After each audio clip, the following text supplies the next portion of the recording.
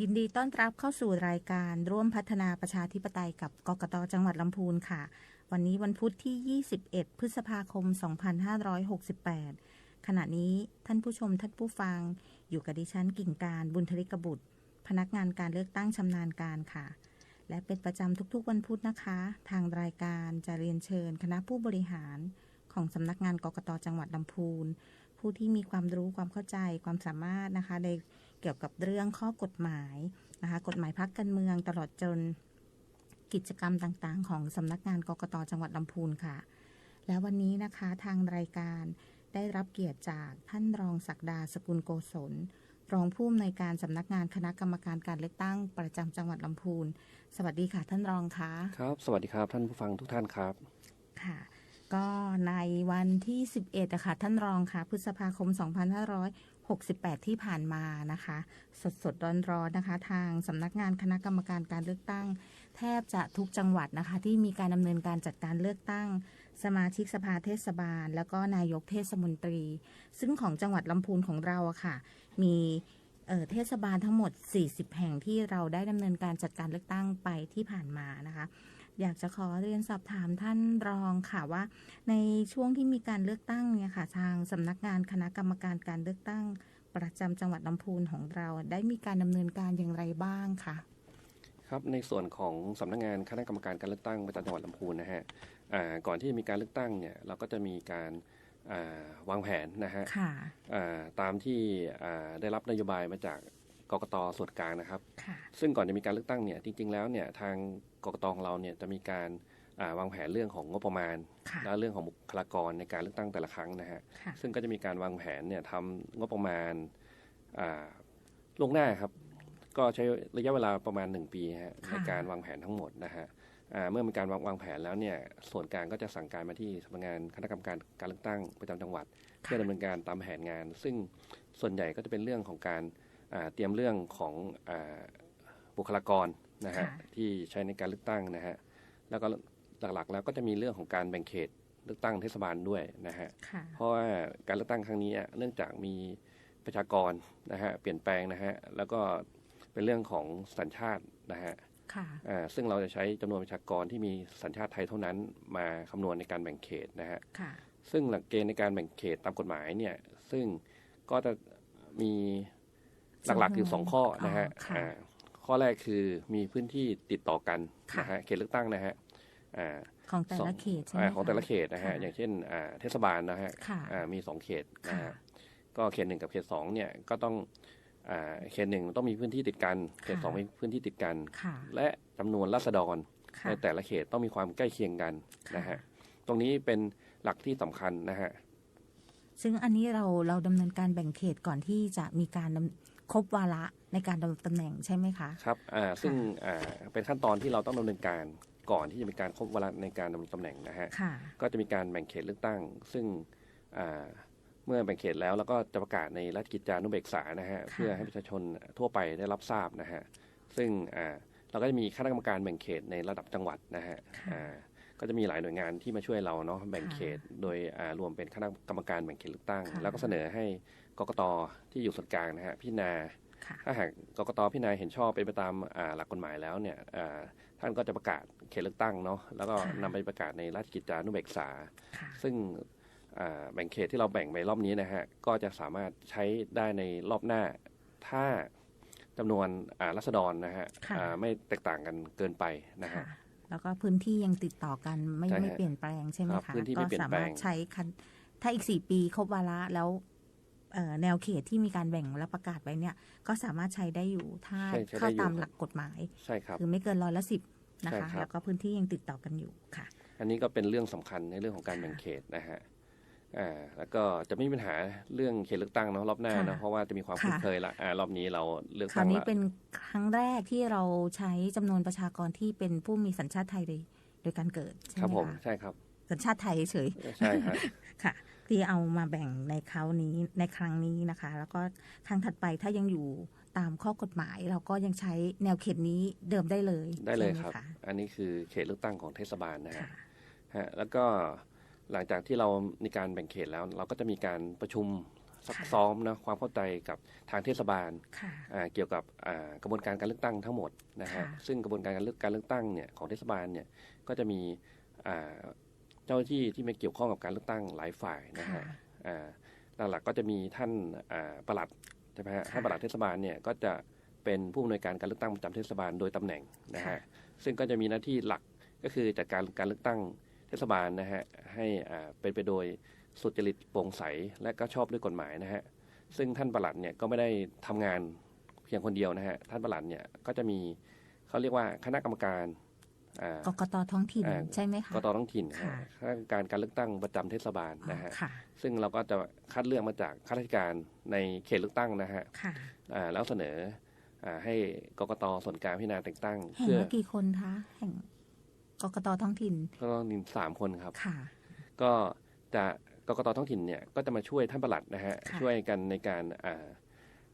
หลักๆก็คือควบคุมดำเนินการจัดการเลือกตั้งในเขตองค์กรปกครองส่วนท้องถิ่นของเขาใช่ไหมคะใช่ครับก็ทุกกระบวนการนะฮะตั้งแต่แบบกำหนดหน่วยเลือกตั้งเนาะที่เลือกตั้งเนี่ยว่าในเขตเลือกตั้งนึงมีกี่หน่วยอย่างเงี้ยก็จะมีท่านผู้อำนวยการการเลือกตั้งกับคณะกรรมการการเลือกตั้งเนี่ยช่วยกันพิจารณากำหนดหน่วยเลือกตั้งซึ่งเราก็จะพิจารณาจากหน่วยเดิมที่เคยใช้มาเนาะส่วนใหญ่ก็จะเป็นอาคารใช่ไหมฮะเป็นศาลาวัดเป็นอะไรเงี้ยที่มีหลังคากันแดดกันฝนได้นะฮะมีความมั่นคงแข็งแรงอย่างนี้ครับจากที่เห็นมาก็คือหน่วยเลือกตั้งก็แทบจะเป็นหน่วยเดิมแทบทุกแห่งถ้าจะมีเปลี่ยนแปลงก็อาจจะเป็นที่ว่าเคยเป็นเต็นท์หรือเคยเป็นปลำคราวนี้ก็ให้ไปอยู่ในอาคารซึ่งก็จะอยู่ใกล้ๆเคียงกับหน่วยเดิมที่เราเคยมีการจัดการเลือกตั้งเมื่อ4 ปีก่อนตรงนั้นนะคะใช่ฮะแล้วก็วันเลือกตั้งปีนี้ก็มีฝนเนาะบางที่ก็มีพายุเนาะแต่ของลำพูนเราก็ยังถือว่าโชคดีนะฮะที่ยังไม่เจอพายุหนักครับผมก็ทำให้การเลือกตั้งเนี่ยผ่านไปด้วยดีนะฮะนอกจากท่านผู้อำนวยการการเลือกตั้งประจำเทศบาลแล้วก็มีคณะกรรมการการเลือกตั้งประจำเทศบาลแล้วก็จะมีคณะผู้ช่วยเหลือใช่ไหมฮะก็แต่ท่านผู้อำนวยการการเลือกตั้งก็ต้องแต่งตั้งนะฮะมีผู้ช่วยเหลือเพื่อดำเนินการแต่ละองค์กรปกครองส่วนท้องถิ่นเลยว่าท่านจะแต่งตั้งผู้ช่วยเหลือจำนวนเท่าไหร่ในการดำเนินการในส่วนของเขาแต่ละภารกิจใช่ไหมคะครับซึ่งในการประชุมซักซ้อมเนี่ยเราก็ต้องซักซ้อมผู้อำนวยการการเลือกตั้งกับเจ้าที่เทศบาลนะฮะถึงเรื่องกระบวนการการเลือกตั้งนะฮะตั้งแต่กระบวนการก่อนการเลือกตั้งระหว่างเลือกตั้งหลังเลือกตั้งใช่ไหมฮะซึ่งกระบวนการเนี่ยก็จะมีรายละเอียดเยอะมากนะฮะซึ่งเราก็ได้มีการซักซ้อมนะฮะไปหลายรอบเนาะพี่เนาะอันนี้คือซักซ้อมของกระบวนการคร่าวๆก่อนนะฮะแล้วหลังจากนั้นมันก็จะมีกระบวนการของการอบรมวิทยากรนะฮะเกี่ยวกับกระบวนการการเลือกตั้งทั้งหมดนะฮะตั้งแต่การรับวัสดุอุปกรณ์นะฮะในวันก่อนวันเลือกตั้งแล้วก็ในวันเลือกตั้งนี่กระบวนการตั้งแต่เปิดหน่วยเลือกตั้งเนาะให้มีการลงคะแนนจนถึงปิดหน่วยเลือกตั้งเนาะช่วงเวลา5 โมงเย็นนะฮะแล้วก็กระบวนการนับคะแนนหลังจากนั้นอีกนะฮะการเลือกตั้งเนี่ย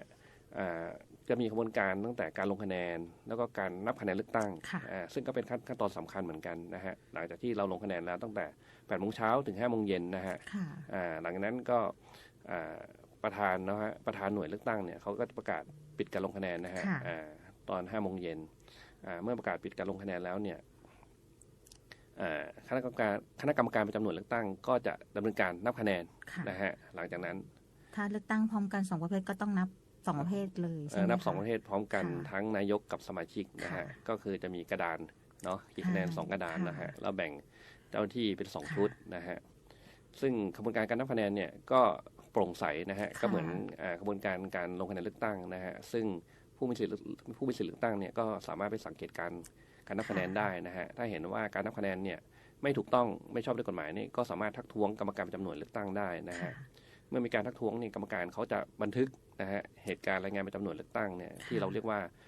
สทผท5/3นะฮะเป็นเหตุการณ์ประจำหน่วยเลือกตั้งแล้วก็บันทึกในเขาเรียกว่าแบบทักท้วงนะฮะแบบ5/5นะฮะซึ่ง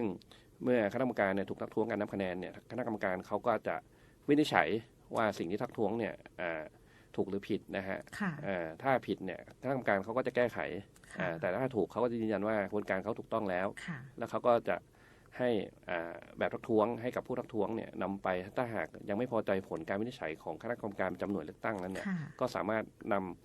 แบบทักท้วงเนี่ยมาร้องต่อคณะกรรมการการเลือกตั้งหลังจากที่เลือกตั้งได้ครับผมค่ะอันนี้ก็คือไม่ว่าจะขบวนการในช่วงตั้งแต่เริ่มจนถึงวันเลือกตั้งและนับคะแนนนะคะของในกฎหมายนะคะก็จะมีการกำหนดไว้เลยใช่ไหมคะท่านรองว่าท่านสามารถเข้าไปตรวจสอบดูแลหรือว่าถ้าเกิดเห็นว่าการปฏิบัติหน้าที่ในช่วงเวลาใดนะคะมันก็สามารถที่จะคัดค้านหรือทักท้วงได้นะคะตลอดเวลามั่นใจเชื่อใจได้ว่าการเลือกตั้งของเราโปร่งใสสุจริตนะคะและชอบด้วยกฎหมายครับค่ะอันนี้ก็คือในช่วงของการดำเนินการจัดการเลือกตั้งของเรานะคะจนถึงในวันดำเนินการนับคะแนนแล้วก็รายงานผลวันเลือกตั้งเนี่ยเราก็ได้ไป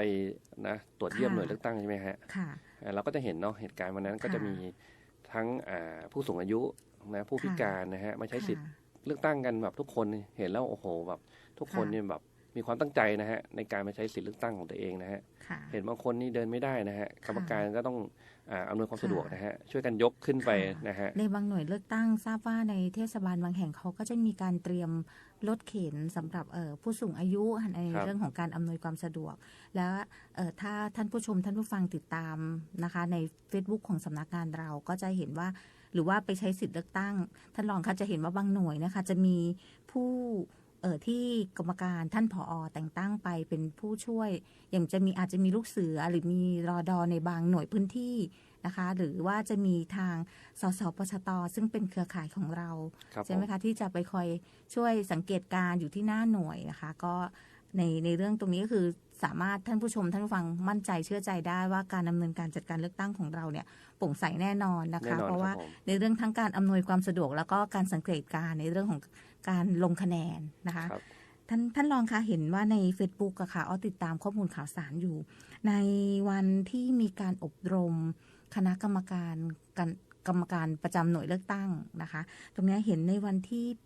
8หรือวันที่9เนาะวันที่9ของจังหวัดลำพูนเรานะคะก็มีท่านคณะกรรมการการเลือกตั้งท่านเลิศวิโรจน์โกวัฒนะนะคะก็ได้มาให้ตรวจนะคะตรวจเยี่ยมแล้วก็เป็นขวัญกำลังใจให้กับทางกรรมการประจำหน่วยนะคะที่มีการอบรมทราบว่าน่าจะมีอยู่2 แห่งนะคะที่มีการไปสังเกตการณ์นะคะแล้วก็ในวันตรวจเยี่ยมทางสำนักงานกกต.เนี่ยค่ะทางสำนักงานเราก็ได้รับเกียรติจากทางท่านผู้ว่าราชการจังหวัดนะคะที่ได้มอบหมายท่านปลัดจังหวัดนะคะท่านปรีชาสมชัยแล้วก็ท่านนายอำเภอเมืองนะคะท่านนายุทธพงษ์ชัยสอนก็เข้ามาร่วมต้อนรับนะคะทางคณะกรรมการการเลือกตั้งของเรานะคะท่านเลิศวิโรจน์โกวัฒนะนะคะที่มาตรวจเยี่ยมแล้วก็ให้กำลังใจกับทางเจ้าหน้าที่ของสำนักงานกกต.แล้วก็คณะกรรมการประจำหน่วยที่ในวันอบรมด้วยท่านก็ได้ให้กำลังใจแล้วก็ให้ข้อสังเกตว่าในการปฏิบัติหน้าที่เราเหมือนเราเหนื่อยเนาะตั้งแต่เช้านะคะ6 โมง 7 โมงกว่าจะนับคะแนนเสร็จกว่าจะรายงานผลนับคะแนนนะคะอันนี้ก็ต้องกราบขอบคุณนะคะที่ทางผู้ใหญ่นะคะที่ให้กำลังใจกับเรานะหายเหนื่อยไปเลยค่ะนะคะในช่วงนั้นนะคะวันนั้นผมก็อยู่ในเหตุการณ์นะฮะก็ยังจำได้นะฮะวันนั้นท่านมาให้กำลังใจกับกรรมการประจำหน่วยเลือกตั้งท่านก็บอกว่าขอบคุณนะฮะกรรมการประจำหน่วยเลือกตั้งทุกท่านที่สละเวลานะฮะแล้วมาร่วมกันช่วยเหลือทำงานการเลือกตั้งนะฮะซึ่งกรรมการประจำหน่วยเลือกตั้งเนี่ยเป็นบุคคลสำคัญที่ทำให้การเลือกตั้งเนี่ยเป็นไปโดยสุจริตและชอบด้วยกฎหมายนะท่านก็บอกว่าค่าตอบแทนเนี่ยมันไม่เยอะหรอกนะฮะแต่ว่าภาระหน้าที่เนี่ยมันยิ่งใหญ่มากนะฮะแล้วก็คือกรรมการประจำหน่วยเลือกตั้งเนี่ยคือได้รับการแต่งตั้งเนาะจากผู้ที่มีสิทธิ์เลือกตั้งนะฮะในหน่วยเลือกตั้งนี่เองนะฮะเป็นกรรมการก็คือเป็นญาติพี่น้องของคนที่อยู่ในเขตเลือกตั้งนะฮะมาช่วยการปฏิบัติหน้าที่นะฮะซึ่งบางคนไม่ทราบบางคนเข้าใจว่าเป็นพนักงานของกกต.นะฮะซึ่งพนักงานของกกต.เนี่ยของเรามี18 คนนะฮะของสำนักงานจังหวัดลำพูนเราไม่สามารถที่จะจัดคนไปเป็นกรรมการประจำหน่วยทุกหน่วยเลือกตั้งได้ดังนั้นตามระเบียบกฎหมายเนี่ยเขาให้แต่งตั้งจากผู้มีสิทธิ์เลือกตั้งนะฮะก็มาเป็นกรรมการประจำหน่วยเลือกตั้งกันซึ่งก็เป็นคนในท้องที่นะฮะซึ่งอันนี้ก็แบบเป็นการมีส่วนร่วมนะฮะทางการเมืองการเลือกตั้งเนาะเป็นการมีส่วนร่วมโดยตรงเลยนะฮะซึ่งก็จะไว้ใจได้นะฮะเป็นคนในพื้นที่นะฮะไม่ใช่คนที่ไม่รู้จักที่ไหนนะฮะบางคนกลัวว่าจะมีการ เขาเรียกอะไรมีการทุจริตการเลือกตั้งนะฮะซึ่งถ้าเรามองจริงๆแล้วเนี่ยมันก็ยากนะฮะในการที่จะทุจริตการเลือกตั้งเพราะว่าหน่วยเลือกตั้งของเราเนี่ยเป็นหน่วยที่เปิดนะฮะเปิดให้ทุกคนไปสังเกตการปฏิบัติหน้าที่ของกรรมการประจำหน่วยเลือกตั้งได้นะฮะแล้วทุกอย่างทุกขั้นตอนเนี่ยมีระเบียบกฎหมายรองรับหมดนะฮะแล้วเมื่อปฏิบัติหน้าที่แล้วเนี่ยถ้าผู้ใดเห็นว่าการปฏิบัติหน้าที่ไม่ชอบก็สามารถร้องเรียนได้อีกนะฮะดังนั้นเปิดช่องให้มีการตรวจสอบได้หลายช่องทางนะฮะก็จึงมั่นใจได้ว่าการเลือกตั้งของเราเนี่ยเป็นไปโดยสุจริตโปร่งใสและชอบด้วยกฎหมายครับผมค่ะเนี่ยนะคะเราเนี่ยจะเห็นเลยนะคะว่าไม่ว่าจะข้อกฎหมายในช่วงเวลาไหนนะคะเราตั้งแต่ที่ท่านรองได้กล่าวแล้วก็ได้พูดในตั้งแต่เริ่มต้นการแบ่งเขตของเราก็คือเราก็ยังมีการติดประกาศแบ่งเขตให้ประชาชนเข้ามามีส่วนร่วมที่แสดงความคิดเห็นรูปแบบการแบ่งเขตนะคะที่เราติดเอาไว้อย่างน้อย3รูปแบบแม้กระทั่งผู้ที่จะมาควบคุมดำเนินการจัดการเลือกตั้งในแต่ละองค์กรปกครองส่วนท้องถิ่นเราก็มีการสรรหานะคะคือให้มีการรับสมัครกกตท้องถิ่นแข่งละ3 คนซึ่งก็มีการตรวจคุณสมบัติอย่างเข้มข้นเหมือนกันนะคะกว่ากกตท้องถิ่นแต่ละท่านที่จะเข้ามารับผิดชอบในการควบคุมจัดการเลือกตั้งในองค์กรปกครองส่วนท้องถิ่นนั้นๆนะคะแล้วก็กระบวนการของการสรรหาหรือว่าการแต่งตั้งทางกรรมการประจำหน่วยที่ท่านรองว่าคือผู้มีสิทธิเลือกตั้งในพื้นที่ในเขตองค์กรปกครองส่วนท้องถิ่นนั้นนะคะในการดำเนินการจัดการเลือกตั้งนะคะก็ในวันเลือกตั้งก็ยังมีเจ้าหน้าที่ที่ของสำนักงานเราแต่งตั้งไปอำนวยความสะดวกนะคะแด่งลูกเสืออาสาหรือรดนะคะแล้วก็ยังมีสสปชตเครือข่ายของเราไปร่วมสังเกตการด้วยนะคะก็ถือว่ากระบวนการจัดการเลือกตั้งตามข้อกฎหมายนะคะที่สำนักงานกกตเราดำเนินการมาตั้งแต่ครบวาระจนถึงปัจจุบันนี้นะคะก็ถือว่านะคะจนเราสามารถที่จะส่งผลคะแนนซึ่งนะคะวันท่านผู้อำนวยการการเลือกตั้งประจำจังหวัดลำพูนของเราท่านผอ.จรินทิพย์ชัยโยนะคะท่านรองค่ะก็นำผลคะแนนการเลือกตั้งนะคะอย่างไม่เป็นทางการนะคะไปรายงานให้ทางสำนักงานคณะกรรมการการเลือกตั้งแล้วนะคะก็ช่วงนี้ก็คือถ้าทุกท่านนะคะในสัปดาห์ที่แล้วนะคะก็จะมีทางผู้ที่มาจัดรายการได้มาประชาสัมพันธ์การเลือกตั้ง40 แห่งของเรานะคะซึ่งขออนุญาตนิดนึงนะคะท่านรองคะก็คือผู้มาใช้สิทธิ์เลือกตั้งนะคะทั้งถ้าเป็นการเลือกตั้ง40 แห่งคือรวมทั้งที่6 แห่งที่มีการเลือกตั้งเฉพาะสมาชิกนะคะเราคิดเปอร์เซ็นต์ร้อยละออกมาให้คร่าวๆนะคะถ้าเลือกตั้งตรงนี้นะคะ40 แห่งเนี่ย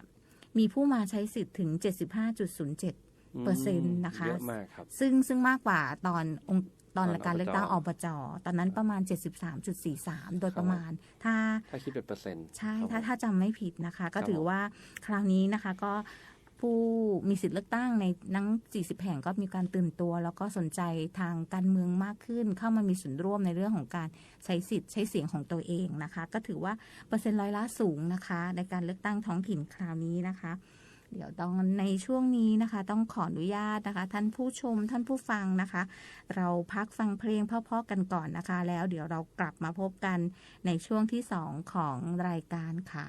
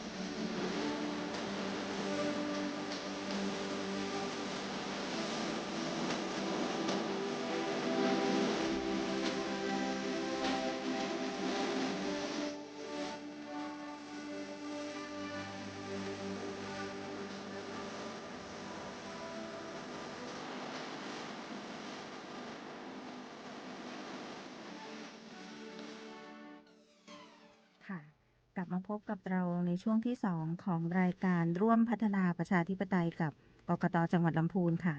นี้ท่านผู้ชมท่านผู้ฟังยังอยู่กับดิฉันกิ่งการบุญธลิกบุตรและท่านรองศักดาสกุลโกศลรองผู้อำนวยการสำนักงานคณะกรรมการการเลือกตั้งประจำจังหวัดลำพูนนะคะในช่วงที่2ของรายการเมื่อกี้สักครู่ก่อนที่เราจะหยุดพักนะคะในช่วงแรกไปเราก็พูดในเรื่องของกระบวนการจัดการเลือกตั้งจนถึงในการรายงานผลการนับคะแนนแล้วก็บุคลากรที่เข้ามามีส่วนร่วมในการดำเนินการจัดการเลือกตั้งในคราวนี้นะคะดิฉันทราบว่ายังมีผู้ที่เข้ามามีส่วนร่วมหรือการดำเนินการจัดการเลือกตั้งครั้งนี้ทราบว่าน่าจะเป็นเขาเรียกว่าผู้ตรวจการเลือกตั้งใช่ไหมคะค่ะผู้ตรวจการเลือกตั้งของเรานี่มีหน้าที่มาทำอะไรในการเลือกตั้งบ้างคะท่านคะครับผู้ตรวจการเลือกตั้งเนี่ยของเราเนี่ยก็จะมีการสมัครนะฮะผู้ตรวจการสมัครแล้วก็มีการคัดเลือกนะฮะพอคัดเลือกเสร็จแล้วเนี่ยเราจะขึ้นบัญชีไว้เขาเรียกว่าบัญชีผู้ตรวจการเลือกตั้งนะฮะก็จะมีขึ้นบัญชีไว้จังหวัดละ8 คนนะฮะพอถึงเวลาที่มีการเลือกตั้งอย่างเช่นมีการเลือกตั้งเทศบาลครั้งนี้ฮะเราก็จะมีการจับสลากผู้ตรวจการเลือกตั้งเนาะก็คืออย่างจังหวัดลำพูนเนี่ยเราก็จะจับสลากผู้ตรวจการเลือกตั้งที่อยู่ในภูมิลำเนาจังหวัดลำพูน2 คนนะฮะจากที่เราขึ้นบัญชีไว้8 คนจังหวัดลำพูนเนี่ยจะมี2 คนที่จะได้ทำงานในจังหวัดลำพูนนะฮะแล้วจังหวัดลำพูนเนี่ยจะมีผู้ตรวจการเลือกตั้งได้5 คนนะฮะอีก3 คนเนี่ยก็จะจับสลากผู้ตรวจการเลือกตั้งที่อยู่ในกลุ่มจังหวัดภาคเหนือนะฮะก็จะมาร่วมเป็นผู้ตรวจการเลือกตั้งประจำจังหวัดลำพูนนะฮะก็จะมีอีก3 ท่านนะฮะที่จะมาจากจังหวัดพะเยาใช่ไหมฮะจังหวัดน่านแล้วก็จังหวัดเชียงรายนะฮะรวมเป็น5 ท่านท่านผู้ตรวจการเลือกตั้งเนี่ยก็จะเป็นตัวแทนของคณะกรรมการการเลือกตั้งที่อยู่ส่วนกลางนะฮะลงมาในพื้นที่เพื่อที่จะตรวจสอบว่าการเลือกตั้งเนี่ยเป็นไปโดยชอบด้วยกฎหมายหรือไม่นะฮะก็จะตรวจสอบทั้งเจ้าที่ดำเนินกระบวนการการเลือกตั้งนะฮะก็จะทั้งกรรมการประจำหน่วยเลือกตั้งผู้อำนวยการการเลือกตั้งคณะกรรมการประจำหน่วยเลือกตั้งนะฮะทั้งพนักงานของสำนักงานคณะกรรมการการเลือกตั้งประจำจังหวัดลำพูนเองเนี่ยท่านผู้ตรวจเนี่ยก็จะมาตรวจนะฮะว่าได้ทำงานเป็นไปตามระเบียบกฎหมายหรือไม่นะฮะนอกจากมีการตรวจสอบการปฏิบัติหน้าที่ของเจ้าที่ดำเนินการเลือกตั้งแล้วเนี่ยทางผู้ตรวจการเลือกตั้งเนี่ยก็สามารถตรวจสอบทางผู้สมัครนะฮะว่าได้หาเสียงเนี่ยเป็นไปโดยชอบด้วยกฎหมายหรือไม่นะฮะหากพบการกระทำผิดกฎหมายเลือกตั้งเนี่ยท่านผู้ตรวจการเลือกตั้งก็จะรายงานให้กกต.ทราบนะฮะและทางกกต.เมื่อทราบแล้วเนี่ยอาจจะสั่งให้ชุดสืบสวนสอบสวนนะฮะของกกต.เนี่ยลงไปตรวจสอบข้อเท็จจริงนะฮะถ้าหากพบการกระทำความผิดเนี่ยก็จะมีการดำเนินการตามกฎหมายต่อไปนะฮะอันนี้คือบทบาทของผู้ตรวจการเลือกตั้งนะซึ่งทางผู้ตรวจการเลือกตั้งเนี่ยท่านก็จะแบ่งหน้าที่กันเนาะลงไปตรวจสอบแบ่งเป็นพื้นที่เป็นโซนๆกันก็จะเข้าไปในตามเทศบาลนะฮะไปดูของการอบรมนะฮะอบรมกรรมการประจำหน่วยเลือกตั้งว่าอบรมเป็นไปโดยชอบด้วยระเบียบกฎหมายหรือไม่ขั้นตอนถูกต้องไหมนะฮะแล้วก็เข้าไปดูการส่งมอบวัสดุอุปกรณ์นะฮะว่าเป็นการส่งมอบวัสดุอุปกรณ์บัตรเลือกตั้งเนี่ยครบไหมนะฮะมีความพร้อมในการเลือกตั้งหรือไม่อย่างไรนะฮะในวันเลือกตั้งก็เข้าไปตรวจหน่วยเลือกตั้งผมยังเห็นนะฮะบางท่านก็ได้รายงานเข้ามานะฮะมีภาพมีรายงานเหตุการณ์มาเหมือนนักข่าวนะฮะก็อยู่จนดึกนะฮะค่ะก็ที่ท่านรองว่าท่านผู้ตรวจการเลือกตั้งของจังหวัดลำพูนที่เป็นของจังหวัดลำพูนในพื้นที่2 ท่านท่านณภัทรเตโชนะคะผู้ตรวจการเลือกตั้งของจังหวัดลำพูนท่านว่าที่ร้อยตรีทองศรีจินะนะคะส่วนจากจังหวัดเชียงรายที่ท่านรองได้กล่าวมาสักครู่ก็คือท่านนะคะภัทรวดีสุทธิธนากุลนะคะแล้วก็ที่มาจากจังหวัดน่านนะคะท่านไตรพฤกษ์ผางามแล้วก็จังหวัดพะเยานะคะท่านสุดท้ายนะคะท่านกิตธนรัตน์พ่วงพินโยนะคะนี่คือผู้ตรวจการเลือกตั้งจังหวัดลำพูนที่มีการเลือกตั้งเทศบาลและ นายกเทศมนตรีที่ผ่านมานะคะท่านรองว่าท่านได้ลงพื้นที่นะคะตรวจตั้งแต่การปฏิบัติหน้าที่ของเจ้าพนักงานในแต่ละเทศบาลด้วยแล้วก็ในวันรับมอบวัสดุอุปกรณ์ท่านก็ลงวันอบรมกปน.ท่านก็ลงพื้นที่ไปด้วยจนถึงในวันเลือกตั้งท่านก็ลงไปเกือบแทบทุกหน่วยนะคะท่านได้แบ่งโซนกันลงไปนะคะใน40แห่งตรงนี้นะคะก็ต้องขอบพระคุณนะคะตอนนี้ท่านก็ได้นะคะเดินทางกลับนะคะถ้าที่มาจากภูมิลำเนาที่อื่นค่ะนี่อย่างที่ท่านรองได้กล่าวชี้แจงไปว่านอกจากมีกปน.มีกกต.ท้องถิ่นมีเจ้าหน้าที่ที่ดำเนินการจัดการเลือกตั้งมีผอ.แล้วนะคะในการเลือกตั้งระดับที่มีการครบวาระเยอะๆนะคะหลายๆแห่งก็จะมีทางผู้ตรวจการเลือกตั้งประจำจังหวัดด้วยนะคะอันนี้คือผู้ที่เข้ามามีส่วนร่วมในการจัดการเลือกตั้งคราวนี้ของเรานะคะก็จะเห็นว่ามีหลายฝ่ายนะฮะที่เข้ามาตรวจสอบการเลือกตั้งนะฮะก็นะคะท่านเชื่อใจมั่นใจได้ค่ะการเลือกตั้งของเรานี่สุจริตโปร่งใสแน่นอนนะคะท่านรองคะทราบว่าในวันที่11นะคะที่มีการเลือกตั้งนะคะก็ท่านผู้ว่าราชการจังหวัดลำพูนของเรานะคะท่านวิวัฒน์อินไทยวงศ์นะคะกับท่านผู้อำนวยการสำนักงานกกต.ของเราท่านผอ.ชลินทิพย์ชโยท่านก็ได้ลงพื้นที่ตรวจหน่วยด้วยแต่ว่าท่านลงพื้นที่ในเขตของเทศบาลเมืองนะคะเนื่องจากว่าในวันที่11ที่มีการดำเนินการจัดการเลือกตั้งของจังหวัดลำพูนเราก็มีนะคะภารกิจค่ะนอกจากนั้นยังมีงานประจำเขาเรียกงานประจำปีของเขาเรียกส่งน้ำพระธาตุนะคะซึ่งเป็นพระธาตุของคู่ขวัญของจังหวัดลำพูนเรานะคะท่านผู้ว่าท่านก็ได้ให้เกียรตินะคะแล้วก็ไปเป็นขวัญกำลังใจในการลงพื้นที่ให้เราด้วยในการตรวจการเลือกตั้งคราวนี้นะคะถึงภารกิจของท่านในวันที่11ท่านจะมีเยอะนะคะแต่ท่านก็ให้ความกรุณานะคะในการลงไปตรวจเยี่ยมกับทางผอ.ของเราด้วยนะคะก็นี่คือภารกิจภาพที่เราให้เห็นนะคะในช่วงของ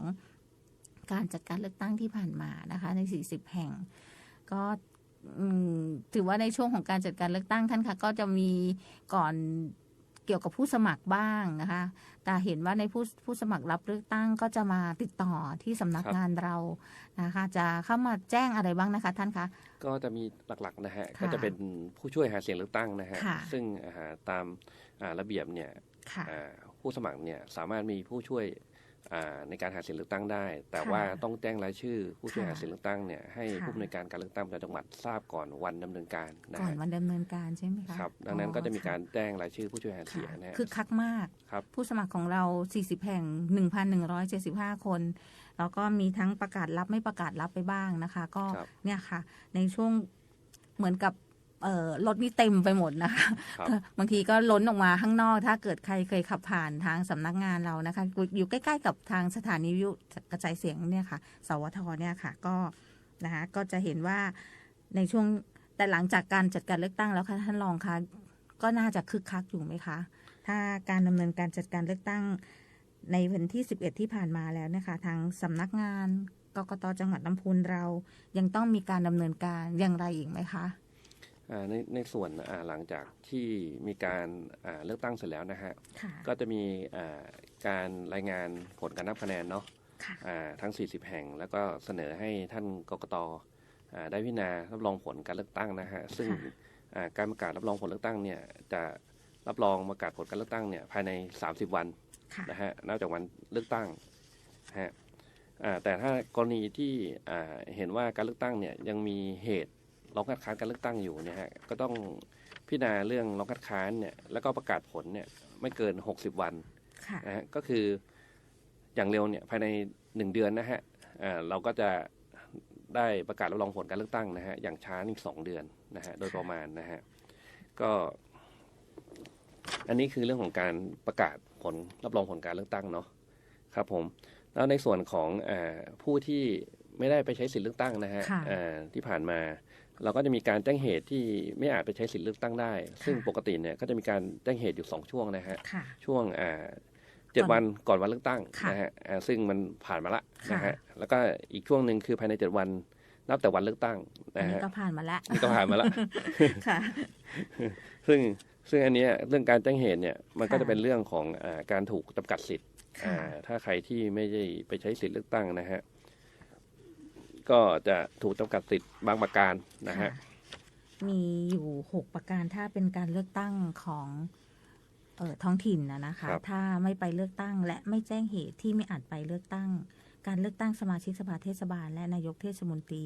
จะถูกจำกัดสิทธิ์ดังนี้ค่ะท่านรองค่ะครับก็จะถูกจำกัดสิทธิ์เนี่ยครั้งละ2 ปีนะฮะแล้วแต่วันเลือกตั้งที่ไม่ได้ไปใช้สิทธิ์เลือกตั้งนะฮะก็เป็นการจำกัดสิทธิ์ชั่วคราวนะฮะ2 ปีก็คือ1จะสมัครเป็นสสหรือสมาชิกสภาท้องถิ่นหรือผู้บริหารท้องถิ่นเนี่ยหรือสวเนี่ยไม่ได้นะฮะถ้าคุณไม่ได้ใช้สิทธิ์เนี่ยถ้าหลังจากนี้ภายใน2 ปีมีการเลือกตั้งคุณก็สมัครไม่ได้นะฮะเพราะถูกจำกัดสิทธิ์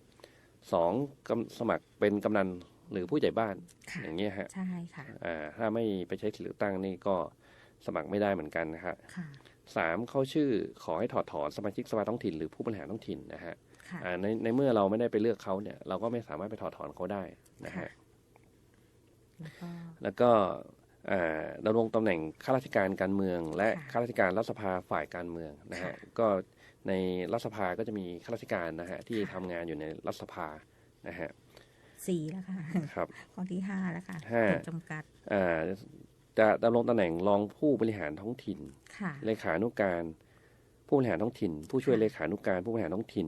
ประธานที่ปรึกษาผู้บริหารท้องถิ่นที่ปรึกษาผู้บริหารท้องถิ่นหรือคณะที่ปรึกษาผู้บริหารท้องถิ่นก็ไม่ได้นะฮะถึงแม้ว่าจะเป็นอำนาจของนายกในการแต่งตั้งเนาะแต่ว่าในการแต่งตั้งดังกล่าวเนี่ยก็ต้องมาตรวจสอบว่าได้ไปใช้สิทธิเลือกตั้งหรือไม่นะฮะถ้าไม่ได้ใช้สิทธิ์นี้ก็ไม่สามารถแต่งตั้งได้ครับผมแล้วก็สุดท้ายดำรงตำแหน่งเลขานุการประธานสภาท้องถิ่นหรือผู้ช่วยเลขานุการประธานสภาท้องถิ่นและเลขานุการของรองประธานสภาท้องถิ่นก็น่าจะหมดทุกตำแหน่งนะฮะถูกจำกัดหมดค่ะก็ถือว่าการใช้สิทธิ์เป็นหน้าที่ถ้าไม่ไปกฎหมายก็เปิดให้ท่านนะคะสามารถแจ้งเหตุได้ซึ่งทางสำนักงานคณะกรรมการการเลือกตั้งเนี่ยก็ได้มีการทำค่ะแอปพลิเคชันเรียกว่าแอปสมาร์ทโหวตตรงเนี้ยซึ่งท่านสามารถที่จะโหลดไว้ในโทรศัพท์ของท่านได้เลยแอปเนี้ยไม่ใช่ในเรื่องของการตรวจสอบใช่แจ้งเหตุอย่างเดียวยังสามารถท่านคีย์เลข13 หลักของท่านลงไปในแอปปุ๊บนะคะท่านจะตรวจสอบได้เลยค่ะ1ในวันที่11นะคะท่านเป็นผู้มีสิทธิ์เลือกตั้งที่หน่วยไหนนะคะลำดับที่เท่าไหร่เราดูจากตรงนี้ได้เลยนะคะแล้วก็ในแอปตรงนี้เขาก็จะเปิดในช่วงของระยะเวลาที่ให้ลงแจ้งเหตุตอนนี้ปิดไปแล้วค่ะเพราะว่าการแจ้งเหตุหลังวันเลือกตั้งก็คือตั้งแต่12 ถึง 18 พฤษภาคมนะคะท่าน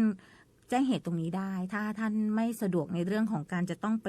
โหลดแบบฟอร์มหรือว่าไปขอแบบฟอร์มจากทางเทศบาลหรือจากสำนักทะเบียนนะคะตรงนี้ท่านส่งหนังสือการแจ้งเหตุไปที่สำนักทะเบียนที่ท่านมีชื่ออยู่ตามทะเบียนบ้านที่มีสิทธิ์อยู่แต่ตอนนี้เมื่อมันครบกำหนดไปแล้วนะคะก็ถ้าไม่ได้ไปไม่ได้แจ้งเหตุการถูกจำกัดสิทธิ์ของท่านก็จะเริ่มตั้งแต่นะคะการเลือกตั้งครั้งนั้นๆแล้วก็2 ปีนะคะถ้าเกิดจะมีการเลือกตั้งใดๆเกิดขึ้นอีกหรือเลือกตั้งแทนตำแหน่งที่ว่างท่านไม่ไปอีกค่ะท่านก็จะถูกจำกัดสิทธิ์เริ่มนับตั้งแต่ครั้งที่ท่านไม่ได้ไปนะคะระยะเวลา2 ปีมันก็จะขยายออกไปเรื่อยๆค่ะท่านรองคะอย่างเงี้ยมันก็จะทำให้เวลาที่ท่านอยากจะมาสมัครรับเลือกตั้งซึ่งคราวนี้นะคะทางสำนักงานกกต.ที่ได้สรุปรวบรวมเอาไว้นะคะก็มีเทศบาลหลายแห่งที่มีการรับเลือกตั้งที่ผ่านมานะคะที่มีผู้มาสมัครรับเลือกตั้งมีลักษณะต้องห้ามตรงนี้ก็คือคุณไม่ได้ไปใช้สิทธิ์การเลือกตั้งที่ผ่านมาของอบจ.ก็มีนะคะของสส.ก็มีอะไรนะคะก็คือตรงเนี้ยก็จะถูกจำกัดสิทธิ์ใช่น่าเสียดายครับนะคะเพราะว่า4 ปีมีครั้งในการที่จะมีการเลือกตั้งนะคะถ้าเราไม่ได้ไปเนี่ยแล้วก็มันไม่ใช่เป็นการเลือกตั้งในพื้นที่ของคุณเฉพาะเทศบาลมันต้องดูว่าการเลือกตั้งที่เป็นการเลือกตั้งที่ท่านมีสิทธิ์เลือกตั้งและต้องดำเนินการจัดการเลือกตั้งนะคะอันนี้ก็คือด้วยความเป็นห่วงเป็นใยนะคะเพราะว่าการไม่ไปใช้สิทธิ์เลือกตั้งนะคะแล้วถูกจำกัดสิทธิ์และท่านมาสมัครรับเลือกตั้งเดี๋ยวก็ต้องมาโดนในเรื่องของรู้อยู่แล้วว่าตนเองนะคะไม่มีสิทธิ์สมัครรับเลือกตั้งมันก็จะพ่วงกันไปเรื่อยๆในเรื่องของข้อกฎหมายที่ท่านดำเนินการตรงนี้นะคะครับผมค่ะ นอกจากตรงในเรื่องของการแจ้งเหตุในช่วงของการหลังเลือกตั้งแล้วยังของผู้สมัครรับเลือกตั้งจะต้องดำเนินการอะไรยังไงต่ออีกไหมคะท่านคะครับในส่วนของผู้สมัครรับเลือกตั้งนะฮะไม่ว่าจะเป็นผู้ที่ได้รับเลือกตั้งหรือไม่ได้รับเลือกตั้งเนี่ยก็มีหน้าที่นะฮะในการ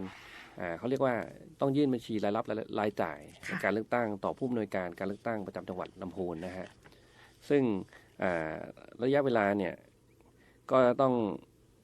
ตั้งแต่90วันนับจากวันเลือกตั้งวันสุดท้ายถ้าจริงๆถ้า90วันนะคะท่านรองคะจะตรงกับวันที่11สิงหาแต่เนื่องจากวันที่11สิงหาค่ะวันที่9สิงหามันเป็นวันเสาร์อะค่ะเสาร์อาทิตย์เราก็จะขยายยื่นออกไปนะคะวันจันทร์ก็เป็นวันหยุดพิเศษอีกวันที่12ก็เป็นวันแม่แห่งชาตินะคะก็ในคราวนี้ก็เคยวันสุดท้ายที่จะผู้มีสิทธิ์ผู้สมัครรับเลือกตั้งทางได้รับเลือกตั้งและไม่ได้รับเลือกตั้งทุกท่านก็ต้องมายื่นวันสุดท้ายในการที่ยื่นค่าใช้จ่ายคือวันที่13สิงหาคม2568ค่ะซึ่งทราบว่านะคะท่านรองคะก็ทางสำนักงานเรามีหนังสือแจ้งไปขอความร่วมมือให้กับทาง40แห่งเทศบาลนะคะแจ้งกับให้ผู้สมัครรับเลือกตั้งนะคะได้มีการยื่นค่าใช้จ่ายภายในระยะเวลาที่กำหนดตรงนี้นะคะนอกจากนั้นแล้วทางสำนักงานกกต.ก็ยังมีหนังสือแจ้งไปในส่วนของผู้ที่ไม่ได้รับเลือกตั้งนะคะในบางส่วนที่เราแจ้งให้โดยตรงด้วยนะคะคือเทศบาลเนี่ยจะแจ้งผู้ที่ได้รับเลือกตั้งยื่นค่าใช้จ่ายแต่ทางสำนักงานก็จะแจ้งในส่วนของผู้ที่ไม่ได้รับเลือกตั้งแต่ทั้งนี้ทั้งนั้นนะคะผู้สมัครทุกท่านนะคะที่ได้ประกาศรับว่าท่านเป็นผู้นะสมัครรับเลือกตั้งตรงนี้ค่ะต้องยื่นค่าใช้จ่ายนะคะควรจะมันยื่นตั้งแต่เนิ่นๆนะฮะไม่ควรมาวันสุดท้ายค่ะเจ้าหน้าที่ก็ตื่นเต้นไปด้วยนะคะถ้าท่านมายื่นวันสุดท้ายแล้วเกิดเอกสารไม่ครบถ้วนถูกต้องนะคะซึ่งข้อกฎหมายมันก็มีอยู่นะคะถ้าเกิดคุณไม่ยื่นภายในระยะเวลาที่กำหนดนะคะยื่นเกินยื่นเท็จยื่นไม่ครบนะคะมันก็จะมีตัวบทกฎหมายที่มีการกำหนดโทษเอาไว้นะคะเรามาช่วงท้ายๆนี่คนเยอะนะฮะค่ะถ้ามาช่วงแรกนี่ไม่ต้องต่อคิวไม่มีคนนะฮะซึ่งค่าใช้จ่ายจริงๆแล้วที่ทางท่านผู้อำนวยการประกาศกำหนดไปนะคะแล้วเอกสารที่ใช้หลักๆที่ท่านต้องมีแน่นอนนะคะก็คือค่าสมัครรับเลือกตั้งนะคะท่านรองคะค่ารูปถ่ายที่ท่านถ่ายนะคะไปรับรองแพทย์ใช่ค่ะมันแทบจะแบบหลักๆตรงนี้ท่านต้องมีแน่นอนแต่ในส่วนตรงอื่นก็คือในช่วงของที่ท่านรองว่าคือมีมาแจ้งเรื่องผู้ช่วยหาเสียงนะคะท่านแจ้งมีจำนวนกี่คนทำงานกี่วันทำเกี่ยวกับเรื่องอะไรซึ่งตรงนั้นคิดว่าเราเคยได้ประชาสัมพันธ์แจ้งไปแล้วว่ามันจะมีเอกสารหลักฐานอะไรที่ท่านจะต้องยื่นนะคะแต่ทั้งนี้ทั้งนั้นนะคะถ้าท่านเขียนแล้วก็ไม่แน่ใจนะคะว่าเราสามารถนะคะเอาเอกสารตรงนั้นนะคะที่เรากรอกที่เราเขียนนะคะมาติดต่อกับทางเจ้าหน้าที่ที่สำนักงานกกต.จังหวัดลำพูนเราได้ก่อนนะคะเราจะช่วยตรวจดูเบื้องต้นนะคะถ้าเกิดไม่ครบถ้วนถูกต้องตรงไหนท่านจะได้ไปหามาหรือว่าทำมาให้ครบถ้วนถูกต้องนะคะก็อันนี้ค่ะคือสิ่งที่ประเด็นสำคัญนะคะเพราะว่าไม่ใช่เฉพาะผู้มีสิทธิ์ที่เราพูดไปว่าไม่ไปแล้วเสียถูกจำกัดสิทธิ์2 ปีผู้สมัครรับเลือกตั้งทุกท่านด้วยนะคะก็ต้องยื่นค่าใช้จ่ายนะคะในประเด็นนี้ผมจำได้ว่าท่านผู้อำนวยการการเลือกตั้งประจำจังหวัดลำพูนนะฮะได้ประชุมชี้แจงว่าที่ผู้สมัครนะฮะก่อนที่จะมีการรับสมัครเนี่ยในประเด็นเรื่องค่าใช้จ่ายในการเลือกตั้งด้วยว่าต้องมีการยื่นนะฮะตอนนั้นท่านก็ชี้แจงว่าก็180วันเนาะฮะก่อนวันครบวาระเนี่ยสามารถหาเสียงเลือกตั้งได้ใช่ไหมฮะซึ่งในการหาเสียงเลือกตั้งเนี่ยเมื่อมีค่าใช้จ่ายเกิดขึ้นเนี่ยก็ต้องมีการแจ้งนะฮะเป็นบัญชีค่าใช้จ่ายในการเลือกตั้งซึ่งหลักๆเนี่ยช่วงนั้นก็อาจจะเป็นเรื่องของป้ายหาเสียงเนาะที่ติดกันตามถนนตอนนั้นก็ยังไม่ได้สมัครก็ยังไม่มีหมายเลขนะฮะแต่ก็มีการเปิดตัวหาเสียงกันแล้วว่าจะสมัครรับเลือกตั้งนะฮะซึ่งตอนนี้ก็จะเป็นค่าใช้จ่ายหลักๆที่ต้องมายื่นเนาะค่าทำประกาศอะไรประมาณนี้ฮะบางคนอาจจะมีค่าใช้จ่ายในการหาเสียงทางอิเล็กทรอนิกส์นะฮะในทาง Facebook ทางTikTok อะไร Instagram อย่างเงี้ยซึ่งยุคนี้ก็จะมีการหาเสียงทางอิเล็กทรอนิกส์กันแล้วก็จะมีคนรับจ้างทำนะฮะรับจ้าง ก็จะมีค่าใช้จ่ายเนาะก็ให้เขาออกใบเสร็จเนาะคือในการแจ้งบัญชีรายจ่ายเนี่ยมันต้องมีหลักฐานประกอบด้วยนะฮะซึ่งก็คือใบเสร็จรับเงินนะฮะว่าเราได้ว่าจ้างใครเท่าไหร่จำนวนเท่าไหร่นะฮะยื่นมาให้ครบถ้วนนะฮะเพราะว่าตรงนี้ก็จะเป็นประโยชน์กับตัวเราด้วยนะฮะ เพราะว่าจริงๆแล้วเนี่ย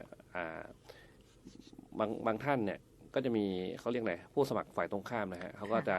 มาตรวจสอบนะฮะมาตรวจสอบว่าเราได้ยื่นถูกต้องครบถ้วนหรือไม่อย่างไรนะฮะตรงนี้ก็เป็นประเด็นที่สำคัญนะฮะเพราะว่าถ้าไม่ยื่นหรือยื่นไม่ถูกต้องครบถ้วนเนี่ยก็จะมีบทกำหนดลงโทษตามกฎหมายด้วยนะฮะก็จะเป็นเรื่องที่แบบวุ่นวายนะฮะดังนั้นเนี่ยเราก็ต้องตั้งใจนะฮะตั้งใจทำบัญชีนะฮะส่วนไหนที่ยังสงสัยอยู่นะฮะติดต่อสอบถามได้ที่สำนักงานคณะกรรมการการเลือกตั้งประจำจังหวัดลำพูนนะฮะทางเรามีเจ้าที่ที่แนะนำท่านได้นะฮะซึ่งในการทำบัญชีรายรับรายจ่ายเนี่ยก็จะไม่ยุ่งยากนะฮะเพราะเรามีแบบฟอร์มให้นะฮะว่ารายรับเท่าไหร่รายจ่ายเท่าไหร่นะฮะซึ่งรายรับจริงๆนะหลักๆก็จะเป็นเงินส่วนตัวนะฮะของผู้สมัครของท่านเองนะคะอันนี้คือรายรับของเราควักจากกระเป๋าของเราเลยฮะเอามาใช้จ่ายในการเลือกตั้งหรือบางคนอาจจะมีคนที่ชื่นชอบนะฮะมาสนับสนุนนะฮะมาช่วยเหลือให้เงินหรือให้ทรัพย์สินที่มาใช้อย่างเงี้ยเราก็ต้องแจ้งด้วยนะฮะว่าเป็นรายรับของท่านด้วยเป็นรายรับนะฮะถือว่าเป็นรายรับของเรานะฮะซึ่งก็จะมีไม่กี่แผ่นนะฮะส่วนใหญ่นะฮะของทางเทศบาลนะฮะก็รีบนำมายื่นนะฮะรีบทำตอนนี้ยังมีเวลานะฮะครับผมก็ทราบว่าถ้าผู้สมัครใช้จ่ายเกินจำนวนเงินที่ทางผกกต.จังหวัดประกาศกำหนดไว้นะคะต้องระวังโทษจำคุกตั้งแต่ 1-5 ปีนะคะหรือปรับตั้งแต่ 20,000 ถึง 100,000 บาทนะคะโทษหนักมากครับค่ะหรือปรับเป็นจำนวน3 เท่าของจำนวนวงเงินที่เกินนะคะแล้วแต่จำนวนใดจะมากกว่ากันส่วนถ้าผู้สมัครไม่ยื่นบัญชีรายรับหรือรายจ่ายภายในระยะเวลาที่กำหนดคือ13 สิงหาคม 2568นะคะหรือจงใจยื่นเอกสารหลักฐานไม่ถูกต้องครบถ้วนต้องระวางโทษตั้งแต่จำคุกไม่เกิน2 ปีหรือปรับตั้งแต่ 40,000 บาทหรือทั้งจำทั้งปรับและให้ศาลสั่งเพิกถอนสิทธิเลือกตั้ง5 ปีค่ะท่านคะครับผมส่วนยื่นสมัครนะคะ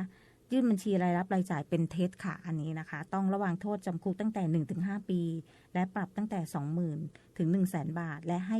ศาลสั่งเพิกถอนสิทธิเลือกตั้งเป็นเวลา10 ปีค่ะอันนี้ก็ถือว่าหนักนะคะสำคัญครับเป็นประเด็นสำคัญมากค่ะ 1,157 ท่านนะคะที่สมัครรับเลือกตั้งยังไงท่านก็ต้องมายื่นนะคะครับหลังจากที่หาเสียงเลือกตั้งเหนื่อยกันแล้วครับก็จะมีอีกเรื่องนึงฮะเรื่องบัญชีรายรับรายจ่ายอย่าลืมแล้วกันครับผมก็หลังเลือกตั้งยังไม่จบนะคะทางสำนักงานกกต.ก็ยังมีการภารกิจที่ต้องดำเนินการในเรื่องนี้อยู่นะคะก็ขออนุญาตนะคะฟังเพลินคุยกันเพลินเลยค่ะแหมหมดเวลา ใกล้เวลาตรงนี้นะคะก็ขออนุญาตประชาสัมพันธ์นะคะท่านผู้ชมท่านผู้ฟังสามารถติดตามข้อมูลข่าวสารการเลือกตั้งผ่านแอปสมาร์ทโหวตนะคะหรือสายด่วนกกต1444เว็บไซต์สำนักงานกกตหรือเว็บไซต์สำนักงานกกตจังหวัดลำพูนหรือ Facebook สำนักงานกกตสำนักงานกกตจังหวัดลำพูนหรือท่านสามารถโทรสอบถามได้ที่สำนักงานกกตจังหวัดลำพูนทางหมายเลข053-525-620-2วันนี้นะคะได้หมดเวลาทางรายการแล้วนะคะทางรายการต้องขอบพระคุณท่านรองศักดาสกุลโกศลรองผู้อำนวยการสำนักงานคณะกรรมการการเลือกตั้งประจำจังหวัดลำพูนเป็นอย่างสูงค่ะและที่สำคัญนะคะขอบพระคุณท่านผอ.สุภชัยกันปะสันติผู้อำนวยการสถานีวิทยุกระจายเสียงแห่งประเทศไทยจังหวัดลำพูนเป็นอย่างสูง